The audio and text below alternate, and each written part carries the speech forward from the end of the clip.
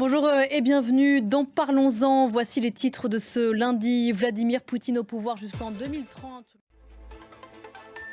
Voilà pour les titres 2000, 2004, 2012, 2018, 2024. Vladimir Poutine remporte donc sa 5e élection présidentielle en Russie.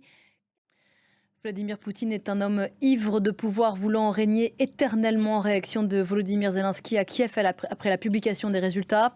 Un simulacre d'élection dénoncé aussi dans l'ouest de l'Europe, aux États-Unis, quand la Chine salue ce matin la réélection du président russe, Julien Cheïda.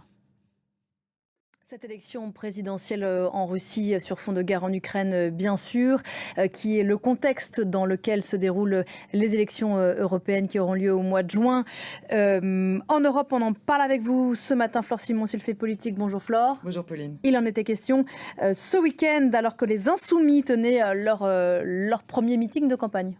Oui, il s'agissait d'une part de mobiliser l'électorat insoumis, mais aussi de parler des guerres.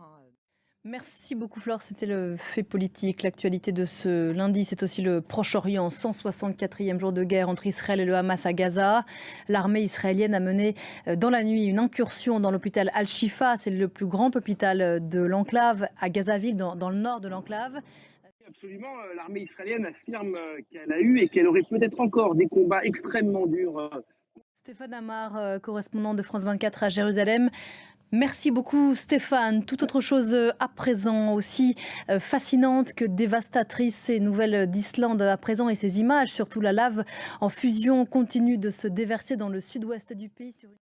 Impressionnant. Voilà pour l'essentiel de l'info. On se retrouve très vite sur l'antenne de France 24. Très bonne journée.